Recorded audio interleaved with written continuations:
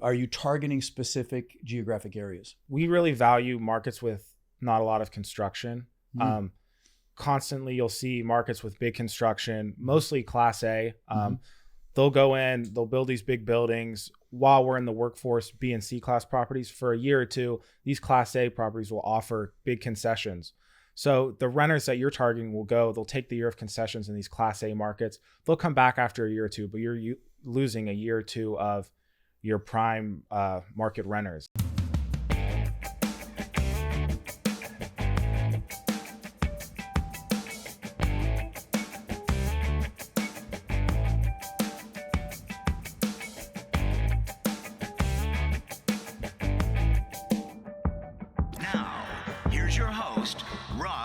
Welcome to another edition of Lifetime Cash Flow through Real Estate Investing. I'm Rod Khleif, and I am thrilled you're here.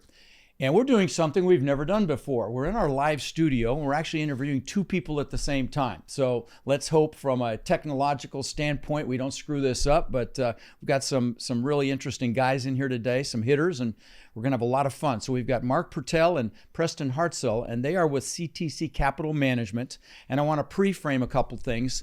One, they are not speaking on behalf of CTC. They're here in their own benefit, and they're not here to raise investment money. They've got some unique strategies around co-GPs, which we're going to dig into, where you come into a deal and help a general partner make a deal happen. And so we're gonna drill down on that and their criteria. But we're gonna have some fun today. Welcome to the show, guys. Thanks for having us. Awesome. Yeah, great to be here. Awesome. Well, I know you guys came in from Chicago, and I'm sure you're enjoying the weather here. I don't know what it's like up there, but I used to go up there for Christmas. My father lived up there, and that's an inhuman freaking cold when it's cold up there with that wind. You know, it goes below zero, and then you get the wind chill effects, which makes it even colder. So yeah, I mean, in downtown Chicago, I mean, it's beautiful, that Miracle Mile, and do Christmas shopping. I love that, but oh my God, that's a cold. I don't know how you guys handle. So why don't we take a minute and have each of you give us a little bit of your background in this exciting business that we're in, and we'll start with that. So, why real estate, when you got started in real estate, and Mark, why don't you start, and then Preston after Mark. Sure. So I've been with CTC for my entire working career. I was on the trading side of the company up until about 5 years ago, in which case I started shifting my focus to real estate, and full-time. I made that transition in 2020. And at this point, we're currently deploying out of our fourth fund.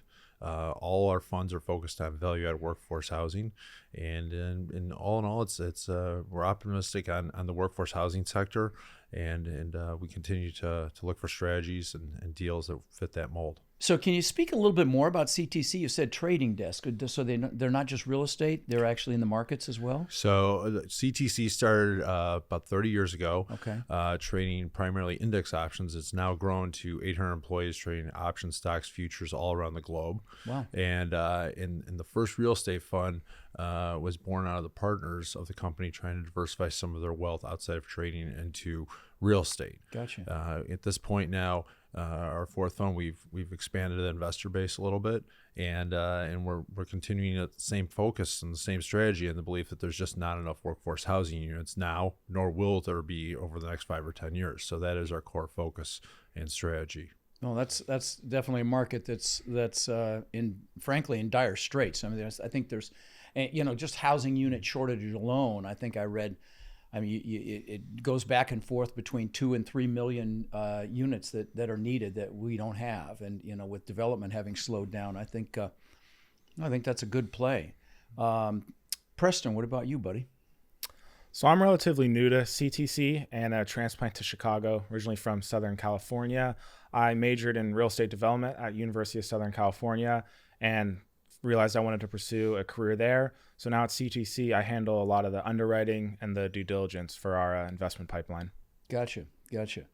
So let's talk about, I know that your model is you'll go in and correct me if I'm wrong on this, you'll help an operator and bring forth the bulk of the GP's capital in a deal. So just so that you guys don't understand what I'm talking about here, when you're raising money for a deal, typically the general partners will put in a percentage of that raise. And like in our case, when we raise money, it's 10% that we put in as GPs. And that money can be brought in from other GPs. It doesn't have to come out of your own pocket. And so, you guys come in and you put in, like, I think you said upwards of 95% of that GP piece. Now you're still raising the other 90% from, I suppose, armchair investors and other passive investors, but you come in on the GP side. That's correct. And it's a great way for real estate operators to scale up their business. Mm-hmm. Instead of just using your own funds or family and friends, you can partner with a co-GP and assemble this GP capital, which now, instead of doing a 20 or 30 unit deal, now you can tackle more of an institutional type grade product. Right. 20, 30, $50 million deals, because you're essentially putting in a much smaller portion of the GP while still running the deal, still getting acquisition asset management fees on the larger deal, and getting a bigger end of the back end with larger promote dollars. Sure. So that's the way to create these structures with these deals, by using a co-GP.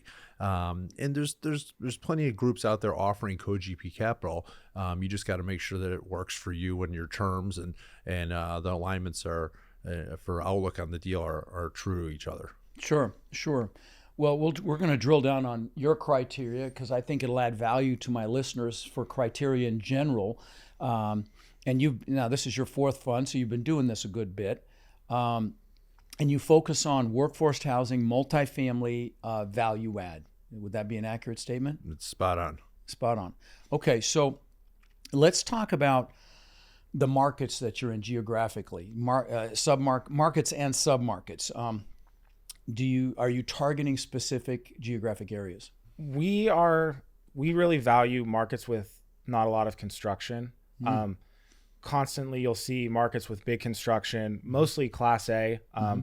They'll go in, they'll build these big buildings while we're in the workforce B and C class properties. For a year or two, these Class A properties will offer big concessions. So the renters that you're targeting they'll take the year of concessions in these Class A markets. They'll come back after a year or two, but you're losing a year or two of your prime market renters. So that's one thing we focus on. Another thing we focus on is higher incomes in markets.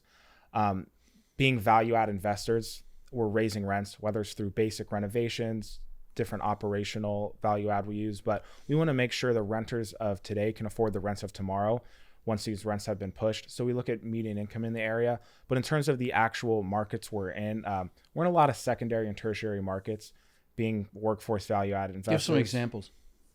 We're really bullish on the Northeast right now. Oh. Like we said before, there's not a lot of construction up there, especially in the secondary markets of these Northeast products. Incomes are solid up there. We do look at incomes adjusted on state taxes as well. So while some of the state taxes are higher in states like New York and Massachusetts relative to Florida or Texas, we still like the incomes up there. Midwest too, Midwest and Rust Belt, again, not a lot of construction, and the incomes don't fall off in some of the suburban markets of the big cities. Whereas maybe in states like Mississippi, Georgia, once you get out of these big cities, the incomes fall off dramatically. That's very interesting. We're focused on the Southeast, but some of the things you said make a lot of sense. There's not as much volatility in those markets either. I'm I won't say survivor. I'm a casualty of the 2008 and 2009 crash, and it was, and during that crash, the Northeast and Midwest, they didn't suffer as badly as the rest of the country, like the Southern California where you're from, and of course Florida and Arizona and so on. But so those are the submarkets you like. I didn't expect that answer, actually, so I'm kind of surprised to hear that, but I can see why. I tell you personally, I struggle with investing in New York and Massachusetts or California just because of the regulatory environment. But if that doesn't scare you guys, then and it's working for you, I mean, you're obviously very successful with what you're doing. But so submarkets. Now let's talk about the actual assets themselves. Is there like a size criteria, asset class criteria? Talk about the different criteria there. Sure. We like to see at least 100 units per project, and we like single site deals. Mm-hmm. Reason being is that you have everything in one property. You're not doing a portfolio deal, because in our experience, when you have a portfolio deal, you ultimately end up hating one of your properties. Like just If you buy 4 in a portfolio, one's going to be better, and number 4 is going to be the worst. So we like single site, 100 plus units for better economies of scale. We also like products that have a good seller story. And by that, Yeah, give some examples. sure. So we acquired it was a 112 unit deal in Colorado, and the seller had owned the property for years, and there was actually a fire in the building, which took offline 15 units. The catch is, though, the fire happened 2 years before we bought it, and the seller had never used the insurance money to renovate the units. So that, combined with mismanagement, allowed us to go in, buy this property, and get these fire units back online and get better management in place. It allowed us to raise rents about $400 a unit. We cleaned up the property. It looks great now. Where in Denver? I mean, where in Colorado? It's just outside of Denver. Just outside. I'm from Denver, so I'm just curious where. Westminster. I went to high school in Westminster. Great market, fantastic market actually, and grew up there for 30 years in Westminster. Okay, so 100 units, asset class. Asset class, C and B product, and A and B locations. Yep. Same thing we do. So, guys, for those of you brand new, there's A, B, C, and D. A is brand new, the belle of the ball, great amenity, so on and so forth. Not always brand new, but really high-end property. D is the hood. Stay out of the hood. Ask me how I know. I've had properties in Aurora, Colorado, where they blocked off the end of the street just to slow down the drug traffic, not stop it, just slow it down. Yeah, I could go on and on there, but stay out of D, guys. Ask me how I know. I give these shirts away at my boot camps to say hashtag ask me how I know, because I'm always saying don't do that. Ask me how I know, because I've made every freaking mistake you can possibly make. So, yeah, Denver's a great market. I used to own 500 houses there at one time. Wish I had those now. They'd be free and clear, and I would be bottom line netting at least $1 million a month. Yeah. Anyway, woulda, coulda, shoulda. So, okay, so property and what you said about A and what'd you say, B and C properties in A and B areas, because you're looking for an asset you can bring up one class through your efforts, through your value add efforts, correct? Correct. Yeah. And those value add efforts include anything from improving the playground, Right. Going in and renovating the units themselves. Sure. Through kitchen and bath remodels. It's amazing how you can take a product that's 10, 20 years old and make it look like it was built yesterday. Sure. So that's we really want to see a value add catalyst, and we encourage operators to find deals where there's a good seller story. Give us something you found it off market, and true off market, where you go direct to owner. That's where you're going to find real hidden value. Yeah. We there are a lot of ways to do that and go direct to seller, and a lot of my students do that. Not necessarily as much on the 100+ unit deals. Those are a little more challenging to get directly to the seller, but you can do it. I've definitely had students do it. So Preston, talk about some of the other value add things that you guys will do in your units. Just give us some more detail on some of the things that you do. So outside of the kitchen, bath remodel. Well, talk what you do in the kitchen, bath too. Just go ahead and speak to it all. A big one is quartz countertop, stainless steel appliances. Mm-hmm.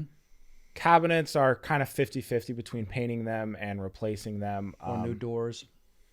Yeah, for the bathroom, new tubs a lot. I mean, especially in more humid places. A lot of mold in the bathroom areas, Right. sinks. Countertops in the bathrooms as well, new mirrors. Sometimes tile floor. Our renovations. What kind of tile? Do you do vinyl, or do you do actual tile? Or, if you're putting quartz countertops in, you're going, that's a pretty heavier lift than a lot of people. A lot of people just resurface the countertop, so you go in and do the quartz. To piggyback off that, we really try to cater the renovation to the renter. That goes back to The median demographic. income. Absolutely. Right. So it could be anywhere from that quartz countertop to Formica, Gotcha. for instance. But there's some mica products that look really good. They actually look like quartz. a lot of people can't tell the difference. We did that in our Nashville asset. So as to floors, we like the vinyl. I don't know if you guys do that. Some of it can look like wood. Some of it looks like tile, but it's very durable and seems to last well. Do you fixtures? You do bathroom and lighting fixtures, things like that? We do that. We do rely heavily on the operator for that. Like Okay. we mentioned, we're mostly equity partners. So Okay. we see it all. We go do site visits. We meet with them. We see before and after pictures. But we do rely heavily on the operator and kind of on the back end. And We'll what look that at it and give a demographic thumbs down. wants, because I like stainless as well, but believe it or not, in this particular part of Nashville, they like black appliances. So okay, we'll go with black, whatever it is. Is there an age that you don't like to go older than on the assets? We own some property that's 100 years old. No kidding. Would say this, and we learned this, is that the older we get in terms of age of property, the more simple we want the structure of the building to be. So if at a high level, if we were to buy a brand new building, sure, it could be a high rise with an elevator. Right. If you're buying a 50-year-old product, we want garden style walk up, no elevators, Right. surface parking. So because it keeps your maintenance a lot more in check and manageable. Sure. Wow, I'm surprised you do stuff that old. I mean, I've had antebellum properties in Denver, houses in Denver that were over 100 years old, and you don't know what you're getting into when you do those remodels. Sometimes they can really surprise you. So when you're looking at an operator to co-GP with on the general partnership, what are sorts of things are you looking for? What sort of a track record? Do they need to have gone full cycle on deals? What sorts of things do you look for? And by the way, full cycle means they bought the property and sold it. Okay. Yeah, a lot of our operators we're working with are emerging. Okay, so they're newer. They're newer. They've done some deals maybe with their own money or with family and friends' money, and they're at the point where they're looking to scale up. So as far as a track record, we definitely want to see some type of value creation. Be it, hey, we took rents from $1,000 to $1,300. We haven't sold or refinanced the property, but we've proven value here. Gotcha. Hey, we've got a legitimate appraisal on hand that shows the property's increased by 20%. Okay, that's in our opinion, that's a good validation of a value add. If an operator does have a refinance event or a sale in their trackers, that's great. Obviously, the more the better. It shows that you've done it. Another thing we're looking for is operators who are masters of their market. The operator who flies from cross country to go look at a deal, we always look at it. The country is a big place. Right. You can find deals in your own backyard or in a neighboring state. You don't need to travel across the country. And what we find is that a lot of operators, if they do one deal and then they buy a property in a neighboring area, that second deal tends to do a lot better than the first one because they've got that local knowledge experience. They've got their team in place. They know the demographics. They know what the tenant wants, and they can execute well. So it's more of a rinse and repeat factor. So we really look for operators who know their market and know it well. So let's say, just hypothetically, you've got somebody who's done a 20-unit building and they want to go larger, and so they might be someone that you could help. How do you deal with the third-party property management component? Because you're going to do a larger asset, they're likely not to manage it themselves. You're not looking for people to manage properties that size, 100-unit plus themselves, I take it. I'm certain that's probably the answer. But what we find is a lot of operators when they're merging, obviously you can't have a self-manage a right. 7 20-unit buildings. But so you start using third-party property management. But as these operators grow into their business, what they end up doing is they eventually end up self-managing. When they get big enough. Once they get big enough, because at that point you have a lot more control over your labor, over your cost, over your oversight. So we generally see that trend where people start to self-manage. Ultimately. But if you're talking when they're emerging, do you play a role in helping them find a third-party property manager? Do you rely on them to handle that? How involved are you? Because we talked about this before we started recording. You obviously can't just bring money to deals unless you're series licensed. You have to be actively involved in the deal. You can't be a money raiser. So I asked you, do you go help, or participate in the due diligence, for example, play a role in that? Do you play a role in helping guide an operator, I guess is what I'm asking? Yeah, yes, we do. We definitely go out and encourage operators. We have a series of questions, one of which is, who are you going to use for property management? Right. And in that line, same thing as you get a quote for plank flooring, you're also going to get multiple quotes for property management. Right. And then sometimes, you pay more and you get better results. So we definitely go through that evaluation process of who are using, what experience they have in the market. Show us their track record, Right. show us how they've added value to these properties. And so, yeah, we definitely are involved with that. Okay, good. Another aspect too is working with the operator is the debt focus. One thing we look at with debt is we want to make sure that the term of the debt lines up with the hold time of the property. So if it's a 2-year fix, flip, sell, fine, put 2 or 3 year debt on it. Don't put 10-year agency debt on a project that's only going to last a couple of years. And the opposite's also true. We don't like seeing deals where, hey, we're going to go in, we're going to use bridge debt, and then we're going to refinance in year 3 and hold on to it for another 12 years. There's a lot of interest rate bets that are implied in there. And our view on debt is generally it's an input into the cost structure, similar as insurance or taxes. Debt's another function, and that's one of the few options that you have where you can choose the right instrument for that property. I tell you, I'm pretty anti-bridge right now based on what's happening in the marketplace. I mean, there are a lot of people in big trouble with bridge debt. There's deals going south. Thankfully, in my community, we've only lost one out of 190,000 plus doors in my coaching students. But I've got some struggling. I've even got a couple of assets with bridge debt that we're dealing with. It's unpleasant. But I know you're not going to make interest rate predictions. I think the rate will come down a little. The rates will come down a little bit. I don't think it's as much as people hoping, but I think with the election year, every election year I've ever seen, the administration has made moves to make things look better. So hopefully that'll be the case here. But when you've got an operator that has to execute on a particular business plan, and it's a short-term 2 or 3 year thing, like you just said, you've got to have a pretty good comfort level with their ability to execute on a larger asset. I mean, can you speak to that a little bit?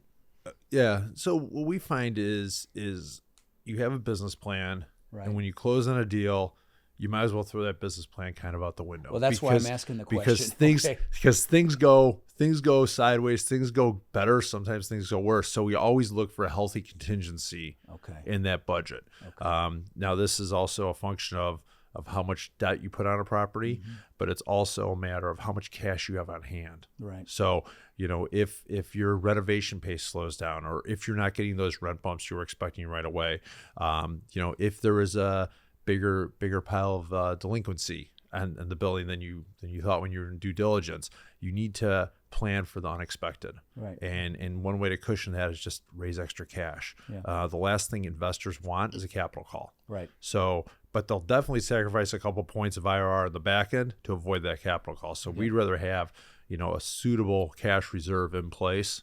And if things are going great, you'll give that money back to the investors, and they'll be happy to take it in a couple years. We're doing a deal right now, a mile away from an asset we have in San Antonio, 296 unit existing asset. We're buying a 200 unit, and we're raising almost $4 million in CapEx funds, and there's $500,000 of that is just in case we need it, and then we've also got an additional 8 months of expenses as operating reserves, just in case the what hits the what. So I completely agree with that model. I mean, I have something else to add to that. Okay. Another thing that we've done to help keep the cash reserves healthy is we've told operators to keep their distributions and not give them back. Save it for a rainy day, and it worked out well. And we avoided a capital could you elaborate? So not give distributions while they're doing the value add, or what are you saying? Correct. They were renovating units. They were getting rent. The debt was all good, and they wanted to kick back cash to the investors. And in advance of having the numbers that really justified it. Correct. Is that what you're saying? Okay, yeah, and we really wanted to keep the cash at the property level. Right. For a rainy day fund. A lot of our returns come at the back end anyway, so we're not keeping those returns are accumulating. So it's not like the money's going out the window. They're just not getting it right then and there. As long as I think you're going to certainly piss off investors if you don't communicate that returns may be less than projected year 1, 2, 3, maybe whatever, depending on the length of the the value add play. But no, I agree with that completely. Why are you putting distributions out there if you're taking it out of operating reserves to do it, while you're in the value add phase, right? That's Absolutely. what you're saying, yes? Correct. Absolutely. Yeah, agreed. So you're okay with deals with bridge debt right now, short-term plays, as long as you feel like the operator can execute. You still do that. Right. It's the Okay. key is execution, and Right. then that means all the way through from the business plan to sale. Right. But at the same point too, we still like to have, if the business plan is going to take 3 years, get at least 4 years of bridge debt term. Thank you. I'm really glad you said that. Okay, I feel better. So let me ask you this. In your projections these days, with the economy where it's at, I mean, things have stalled out a lot. What sort of rent bump percentages are you comfortable seeing in a pro forma? Let me ask you that, Preston. I think this is just going to go back to what the renters can afford based on the median I agree income. with that. Now, I agree with the median income, and I assume you want to see that income be 3 times whatever your ultimate rent will be. Is that a good factor? Yeah. Okay. So, but still, in your pro formas, what sort of just organic rent growth do you allow, or will you be comfortable with, and when you're doing your analysis? So, guys, of course, you can look at the market and see what rents would be in your competitors and gauge that. But you also typically throw in some organic rent growth. What do you typically do there, Preston? We found that real estate is very cyclical in the fact that there might be 3 to 5 years of flat rent growth, and then it'll bump up 10%. And over time, that might average out to about 3%. That's what a lot of the operators use in their underwriting models. Mm-hmm. But we've really found that rents are flat for a while, and then there's some major bump, like this recent COVID bump, whether that was just inflation rising or stipends being given out. You saw 10 to 20% rent in some 30 places. here, Yeah, 30 here in the Tampa MSA. It was absolutely. insane. And then if you really average that out, yeah, that'll be 3% year over year. After that 30%, it'll sometimes be negative. Like in a lot of the Texas markets, in negative, and that's how it averages out to 3%. Interesting perspective, actually. That's very interesting. Yeah, I've got a lot of assets in Texas right now, and definitely things are slowing down a little bit. I still feel like we're okay with 2 to 3% rent bumps. I mean, organically, but just because the markets are so strong. But your comment about absorption is definitely a very valid point. We've got an asset in Nashville that's been impacted by the huge number of units coming online there. I mean, it's a home run, but it has affected that one. So that's very valid as well. When you're assessing an asset, talk about what sort of terms you want. The debt terms, the capital stack. Just speak to terms in general in that regard. For the debt, this kind of goes back to a function of what's the purpose of the debt. Right. Is it a long-term hold? Fine. Then we're going to look for agency debt. Right. Because and you'll get involved in long-term holds. Long-term being up to 10 years. Yes. 10 years. Got it. Yeah. Okay. Yeah. The last deal we closed is a 10-year hold. It has a 10-year agency debt on it. Nice. Fixed rate, and then the deal before that has shorter-term bridge debt on it. Okay. Once again, it's an input function. So bridge debt's typically more expensive, right? But it's a lot more flexible. Right. There's no prepayment penalty oftentimes, right? But your costs going in and out are higher sometimes than agency debt, whereas agency debt has yield maintenance. If you want to sell that 10-year hold in year 2 and rates have changed, you're going to pay for it. So that's where the cost benefit analysis of what the debt you're using on each deal. Now, you guys don't come in as KPs at all. It's just in the GP capacity, correct? We will sign a non-recourse debt. You will? Yes. Wow. And that's credit huge. enhancement is definitely something that we feel adds value to that operator who might not have the qualifications to qualify for debt. Yeah. We generally don't sign on recourse debt. Right. But non-recourse, yeah, no problem. So those of you that have no idea what we're talking about, a key principle is the person that signs on debt. And so they're saying that they actually will sign on debt, which is I'm surprised to hear that, actually. I didn't think you were going to answer that way. And where a GP is not necessarily signing on debt. And then of course Recourse debt is where they can come after you if the property goes into foreclosure and it doesn't bring what's owed on it. They can come after you for the difference. Non-recourse, they can't, or they won't. They'll just take the property. So, for those of you that are brand new, so I have a lot of aspiring multifamily investors that listen. Some that have done some houses, done some smaller assets from plexes on up to 10, 20 units. They know they want to go bigger. They know they want to do this. What could you say to give them some encouragement? Well, you said best. Take massive action. Thank you for that. You've listened to me before. I love it. Thank you. Yeah. And we say on our side, go bigger, faster, sooner. Oh, I like it. It's not much more work to run a 100 or 200 unit deal compared to a 10 or 20 unit deal. Now I want to put an exclamation mark on what he just said. I know that sounds crazy, but it's not much more work to do a 100 unit, 200 unit deal than it is to do a 10 unit deal. I want to make sure you heard that because it's absolutely a fact. And I know it's scary, but it is. But I will say this though, on the flip side, it's a lot more money to raise. So how do you evaluate someone's ability to raise the money for a deal? Does that come into play in your conversations? I'm guessing it does. It absolutely does. Yeah. And it's a conversation that we have with every operator. Right. And we look for a plan, of great ideas. Here's 10 options I'm going to pursue. Okay. Here's I'm going to talk with a placement agent. I'm going to talk with high net worth individuals. I have a list in my Rolodex that I'm reaching out to. Okay. I have a track record that I can lean on and go back to those investors. Nothing's a sure thing. Right. We get it. When you sign a deal up, it doesn't mean it's going to close. But you can try to line up as many pieces as you can in advance to get that equity lined up. Do you help at all with that in any way? Source private equity or anything else to help in that piece of the capital stack? And the LP, we don't. Okay. We feel that our niche in value add to the project and the operator is much more beneficial as the co-GP and not necessarily bringing in LP capital. Okay.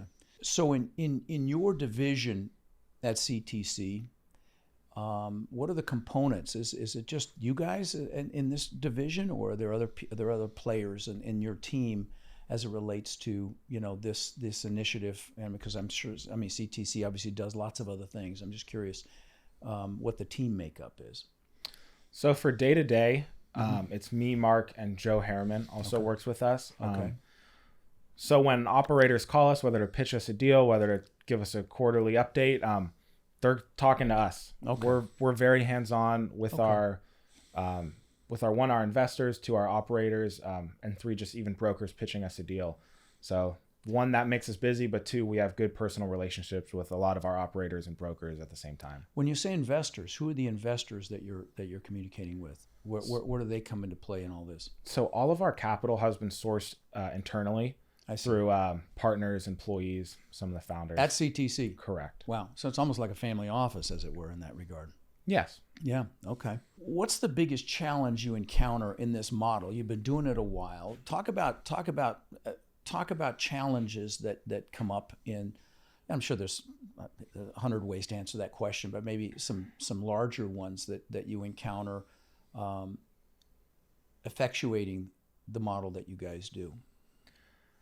I think one thing is some operators just do not need co-GP capital, whether they're established, whether they have a fund, whether they're a high net worth individual themselves. Right. So trying to maneuver ourselves into deals isn't always what the operator is looking for. Right. Not to say we would miss out on a deal because they don't need co-GP capital. We see ourselves as real estate investors first. Right. But there's just not always a need for us, and that's unfortunate sometimes. Got it. Okay. Talk about, I call them seminars. I had a $50 million seminar in 2008 and 2009. I lost $50 million. Talk about a setback in your history, a deal that went south and why it might have gone south, or maybe it didn't completely go south, but it was a big hiccup. Talk about that. One of the functions of being an investor as an LP or even a co-GP is major decision rights. Right. And one thing that we find is if you're coming with a co-GP and you have a much larger LP, a single check writer who's writing 80 or 90% of the equity, they control the outcome of that deal. So they're going to tell you when it's time to refinance. They're going to tell you when it's time to sell. Right. So we've had situations where, we're sitting here, blue in the face saying we should sell this property, and the larger LP says, let's hold on to it a little longer. So it's a trade-off that we have to deal with in the market when working with larger capital partners, and every operator has that too, is that you're ultimately beholden to who has major decisions. So Sure. We try to structure those as much as possible so that they're somewhat gated as to what their limitations are. But at the end of the day, if you're writing a check for 90% of the deal, it's your deal. You're going to have some rights. Yeah. Now we purchased an asset in Lexington. We've since gone full cycle on, but the seller did not want to sell. And his private equity was making him sell. So, I remember having that conversation with him. So, no, you're absolutely right. So what we're talking about, guys, when you're raising the money, sometimes you go after some big money. And that big money, when they put that money in, is going to exert some control. And it varies depending on the level of control. That could be private equity, could be a family office, a high net worth individual. And if they're sophisticated, they're going to exert some control if they put that money in. And so that's been frustrating on occasion. Got it. Yeah. Okay. As a division in CTC, what are you most proud of? What do you consider your most professional success in that regard? It's really creating the process. Okay. Analyzing deals, being able to respond efficiently, and reaching out to operators, building an operator network that continually gives us information, and we give information back to them. So where the success really is that the process yields results.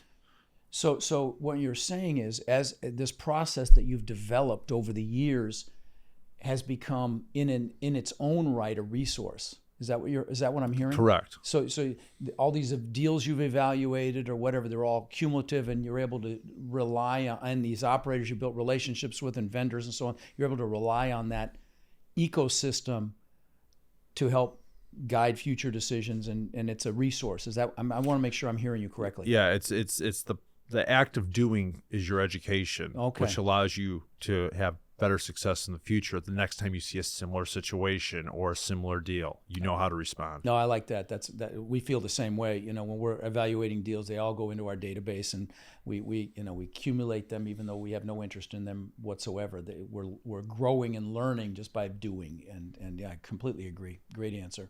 In your deal analysis, have you developed your own software to do that? Do you use Argus, or do you use some other really expensive platform? How do you analyze deals? What's that look like?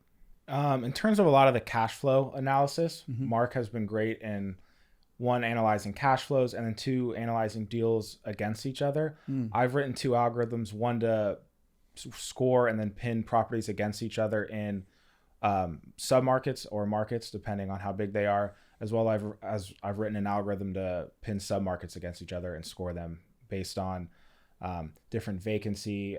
For some of the properties, a big one is the current rents versus average rents in the market. That goes back to being a value add investor. Sure.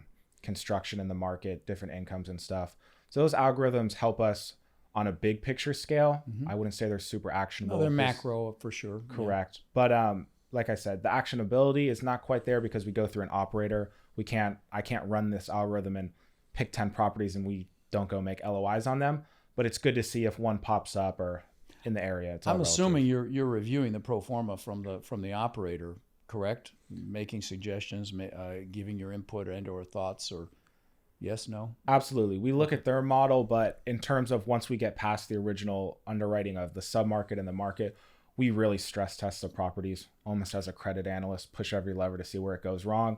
If it still pushes out a positive IRR, we know we got something talk about going. stress testing for a minute, because that's absolutely a huge component of this. What are some of the stress tests that you do to evaluate a deal? And basically what you're doing is stressing it. Okay, what could go wrong? What happens if this doesn't happen? So talk about some of those things just to educate my listeners. So early on, we dove into a general model to see what really creates value. Okay. And what we found is it comes down to three things: your rents at sale, Okay. your ex cap, Okay. and your rent growth. Okay. So by moving those three levers, you can make a terrible deal look great and a great deal look terrible. Now, unfortunately, you don't necessarily know where the exit cap's going to be in 3, 5, all three 7 of those years. are guesses. So, you've got to make an educated guess. You do. But what things that are less important are vacancy year to year. Mm-hmm. Some of your operating expenses like taxes and insurance, yes, they can hurt your cash flow at times, but they're ultimately not going to drive the maximum value return out of a deal. Okay. So one thing that we look at when we're analyzing deals is we want to see an immediate value add. A deal we recently closed on, the rents were $600. We talked to the operator a week after it closed. He said, we just have a sign in the front yard and we're already getting walk-ins paying $300 more a unit. Wow. So that's an example of immediate value add, proving that rent is where it should be, and that's something that we have control over in the modeling. Whereas what we don't like to see is to Preston's point, we don't want to see super aggressive rent growth, right?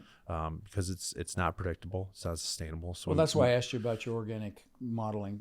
Just curious about that. So and it sounds like you're not aggressive at all. So effectively, you guys have funds because you're on your fourth fund, and I know I have a lot of students. I shouldn't say a lot, but probably 10 that have approached me to either do a fund or already doing a fund, and they call it a fund of funds or just a fund in general, an opportunity fund. And we have an opportunity fund actually right now ourselves, and we've only put this one asset in San Antonio into it. But what are your thoughts on starting a fund versus going, doing a asset specific syndication?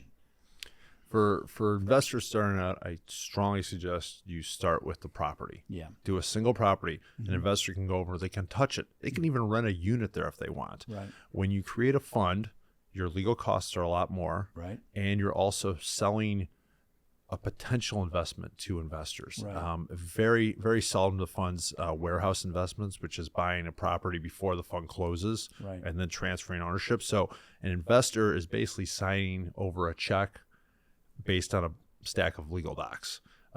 So there's a lot more faith in that operator. Much harder. It's much harder. Yeah. And so for a starting operator, I would say go do a bunch of deals that you raise your investor capital, you perform well on them, you execute, you generate returns, and let your investors tell other investors about you. And when you've reached that critical mass where you think, hey, look, I can be a lot more nimble with the capital stack if I have a fund. Oh, and by the way, I've got a whole bunch of people asking me to start a fund, then it's probably the right time to explore the fund option. I agree completely. In fact, I shut down one of my warriors that became a warrior and said, hey, I've got a fund started. I said, how many deals have you done? None. I said, you're not going to raise any money. You're kidding yourself. And it was painful for him because he'd spent some money on it already. But no, that's good advice. So we're going to wrap this up at this point. But you just made a comment. I've got a pretty extensive library downstairs, and you guys got here early, so you had a chance to look it over. And you said you've read a lot of those books, and I've got a pretty extensive business and self-actualization and mindset library down there. Do you let me ask you this, you're obviously a reader by making that comment. Is there a book that you gift more often to people that you really love, or can you maybe speak to some of your favorite books that would help my audience either in this business or in life in general? One book I really like is Never Split the Difference by Chris Voss. Yeah, I've had him on my podcast. Chris Voss is amazing. He actually came and spoke to my mastermind as well. I host a mastermind. It's got, 30, 40 billion represented by the members, and he came and spoke to that as well. Yeah, that's a great book. Never Split the Difference, and fantastic book on negotiation. What else? One of the original ones is Think and Grow Rich by Napoleon Hill. It's so funny. I literally just did I do Own Your Power clips about motivation. I literally just did a clip on burning desire. You got to have burning desire to get anything you want. And I have given away, and I'm not exaggerating here, if I look at the boot camps I've done, probably close to 4,000 copies of that book. True story. That's a book you should read several times a year, in my opinion.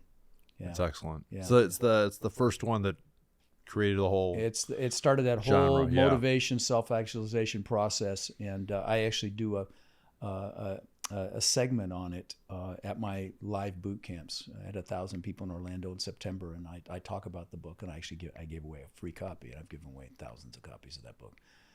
Well, listen, guys, I really appreciate you coming all the way down here from cold, windy Chicago, and it's been a real pleasure to meet you both. And I think you've got a hell of a model here. And those of you listening, if you want to check them out, how do they reach you? Go to our website, CTC Capital Management. Okay. You can also call us. We answer 312-863-8079. Okay. That'll get to us. Okay.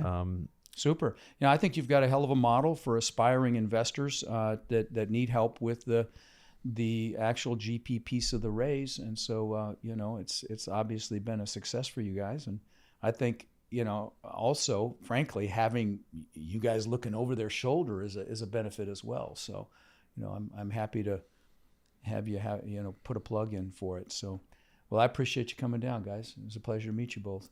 Hey, thanks for having us. Thank you. So one other quick thing. We encounter so many people that are frankly frustrated. They're looking in the mirror and they're frustrated that they haven't been able to escape the rat race. They haven't been able to build cash flow to the point where they're able to have financial and time freedom with their families. And maybe they see other people buying real estate and creating, incredible cash flow, and they think, well, it's just scary. Buying apartments is intimidating. And I get it. See, that's why we created our Warrior Mentorship Program. They're our coaching students, and they've had extraordinary results. My students, I've been teaching about 5 years, and they own upwards of 140,000 units now that we know of, right? And we feel like it's just getting going. Now, we're looking to grow this group and really take it to the next level. And honestly believe that the greatest transfer of wealth could be upon us right now with this current economic environment. Everything's going on sale. So we're looking for people who want to follow a proven framework, really like a blueprint or a map, literally step by step. And then they're able to leverage our systems and our incredible network to raise money and equity, to find deals and close those deals and build partnerships, really nationwide. So if you're interested in finding out more about how you can become more in our incredible network and take advantage of the unbelievable opportunities that are upon us, you can apply to my Warrior Mentorship Program by texting the word CRUSH to 72345, or you can go to mentorwithrod.com. And what we'll do is we'll set up a call so you can check us out and we can check you out and see if it's a fit. Now, again, you can go to mentorwithrod.com or text the word CRUSH to 72345 to apply, and we will speak soon.